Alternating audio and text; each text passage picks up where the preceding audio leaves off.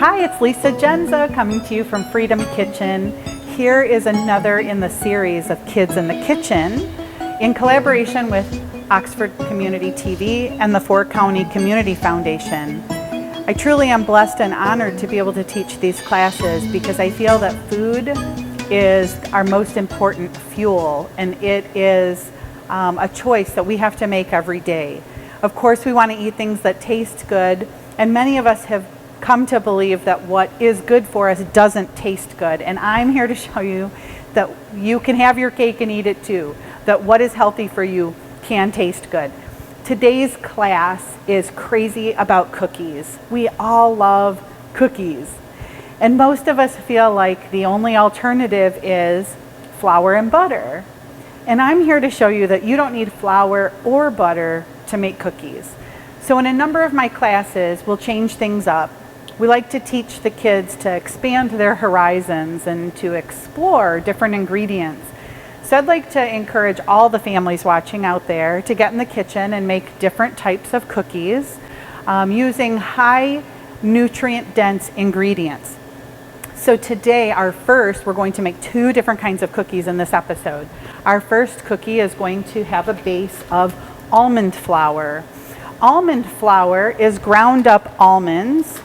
And you will see here that it is very fine. It is fine, just like flour. So it is, this I got at Costco. You can get almond flour in a number of places now. Now, kids, remember when we're measuring dry ingredients, we're always going to use our measuring cups and our knife across the top. This almond flour is going to make a really nice chocolate chip cookie. You can do just about anything with almond flour. So wheat flour has a very high glycemic index, meaning that it will spike your blood sugar and then your blood sugar will crash. Unfortunately, our gluten-free movement in this country is propelling us forward with more type 2 diabetes, because most places that have gluten-free have switched from wheat flour to rice flour. And rice flour has a glycemic index of 82 compared to wheat flour's glycemic index of 77. So while you've omitted the gluten and possibly alleviated some of the digestive distress, we've also increased the impact to our blood sugar by going to rice flour. So most bakeries or coffee shops or restaurants that offer you a gluten-free alternative, most likely are using rice flour. And at home, I would like you to experiment with some different flours like almond flour, which has a glycemic index of less than 1. So it is by using almond flour that I help people actually reverse type 2 diabetes. What's fantastic for your kids is that almond flour is more nutrient dense and higher in fiber, and so it will keep them full longer. Keeps us all full longer. So what I have in here now is my almond flour. I'm going to add my baking soda, and I'm going to add my salt. I'm going to add my salt.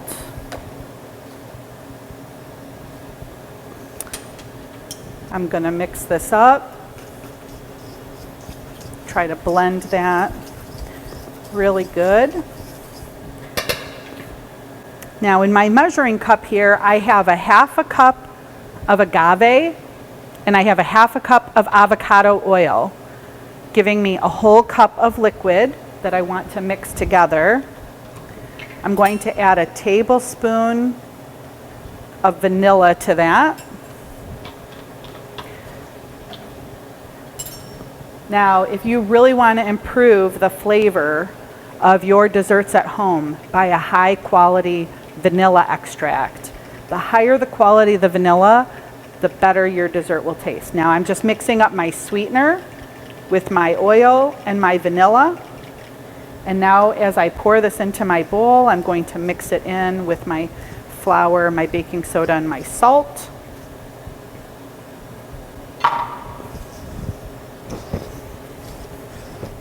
This is such a simple recipe. You see that in place of wheat flour, we're using almond flour. And in place of butter, I'm using avocado oil. These are going to be a very moist cookie and very healthy. So we're getting healthy fats from the avocado oil. We're also getting healthy fats from the almonds. If you wanted to keep this completely dairy-free, then you could use the Enjoy Life chocolate chips. I'm just using Ghirardelli because it's what I have here at the kitchen today. But I do like Enjoy Life, and I actually really like the mini chips. I like to make these into small bite-sized cookies. I think they turn out better that way. But I also think there's something psychological about being able to eat more than one. So just make them smaller, and then when you eat 6 of them, you won't be consuming as many calories, but you'll still feel very satisfied that you were able to eat so many. Now honestly, if you were to eat the whole tray of these cookies, this would still be healthy. So the way I like to make my food, especially my desserts, I like to make them with whole food, real food. There's nothing genetically modified here. I'm getting lots of nutrients. So this is a meal. If you can make your desserts so that they're healthy and nutritious, then you can really eat them. This could be breakfast. You can eat them for breakfast, lunch, or dinner. I often say that about everything that I make. Could be a meal. So when we're buying things at the grocery store, know that they're using, the big food manufacturers are using the lowest, cheapest quality ingredients possible. So they're using genetically modified beet sugar, sugar cane, you're getting pesticides, you're getting, plus they're adding preservatives, they're adding dye, they're adding so many things. And you know, they don't have to tell you on the label that something has been genetically modified. They don't have to tell you if something is less than 2% of the total ingredient. So there's a lot of things that we just don't know. But the research that I've done says the food manufacturers have done research to determine what percentage of sugar and salt and fat when brought together will make you consume more. So unfortunately, the food that we purchase in the grocery stores now is highly addictive. And so we tend to eat more of it than what we need, and it's not healthy for us. So I'm going to stick these in the oven, and when we come back, we're going to make another type of cookie.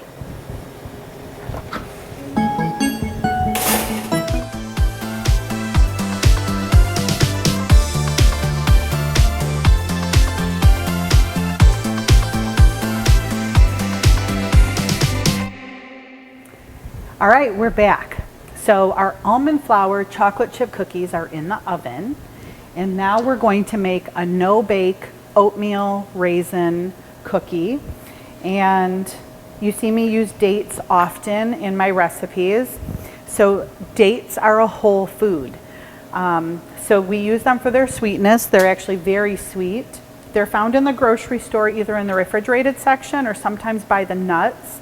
So all I'm doing right now is taking out the pit from these dates. We're going to use our food processor today to make this no-bake cookie. And the base of this one is going to be walnuts. Now every nut has different benefits. Walnuts are very high in omega-3, 6, and 9s. So we want to get our healthy fats. And so the base of this cookie will be walnuts. And don't worry, if you don't like walnuts, by the time we get done adding the cinnamon and the raisins and the dates, you might not even know that the base of this was walnuts. So in our food processor, we're going to add our walnuts, we're going to add our dates, and we're going to add some oats. Now, oats naturally are gluten-free, but often when they're processed, gluten is added. Gluten is often added to things as a thickening agent. And so like your Quaker instant oats for breakfast in the morning, those are not gluten-free. So if you're trying to be gluten-free, then you'll want to make sure you get traditional oats and make sure that they say they're gluten-free. If you have someone in the family who's celiac, then you want to make sure that you're getting certified gluten-free or produced in a place that is a certified gluten-free facility, just so there's no cross-contamination. So I'm going to go ahead and pulse my food processor here.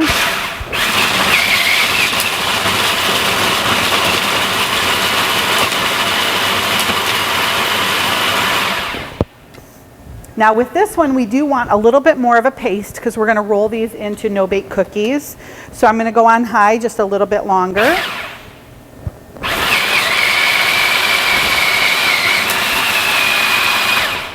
Okay, I'm going to add my vanilla. I'm going to add cinnamon and salt. And I'm going to add my vanilla.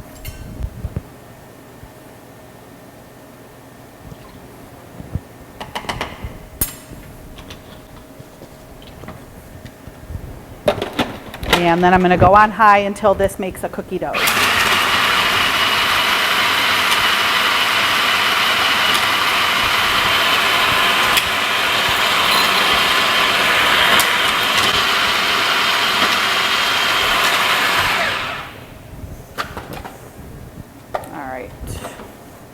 So you see we're getting to the point where we're going to be able to roll this into balls. And if it's not sticky enough, we can just add more dates. Okay. So it is getting a little sticky, but I'm going to add a couple more dates and I'm going to add my raisins. The other thing we can do if it's not sticky enough is add a little bit of maple syrup. If it gets too sticky, then you'll just want to add more of the oats. That will dry it out a little bit more. All right, and I'm going to add my raisins.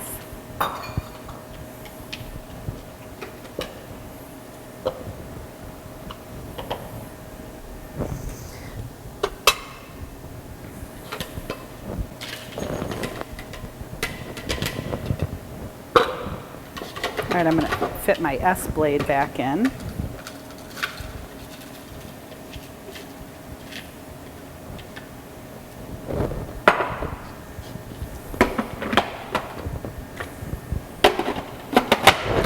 Put this on high.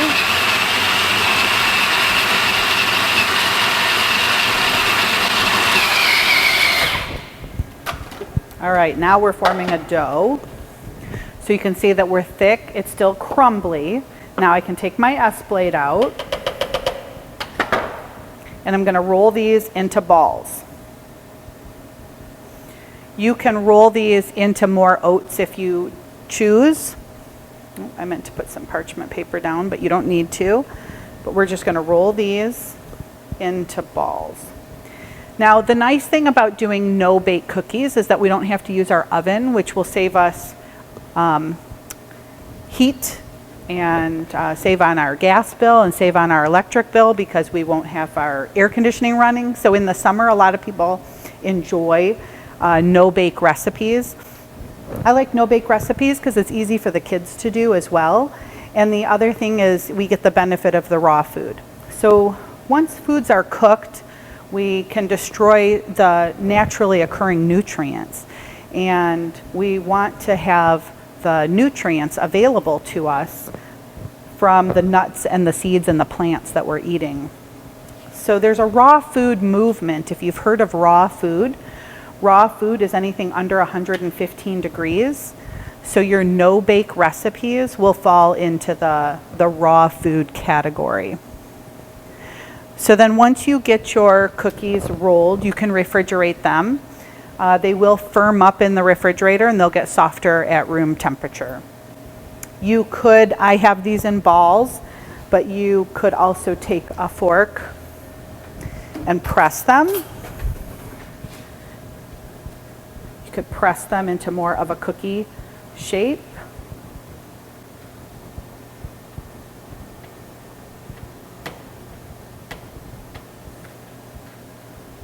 And then you could sprinkle the tops with more cinnamon or cinnamon and sugar. So I'm going to go ahead and finish rolling these. I'm going to refrigerate them, and when we come back, our almond flour cookies should be done, and we'll take a look at both of them.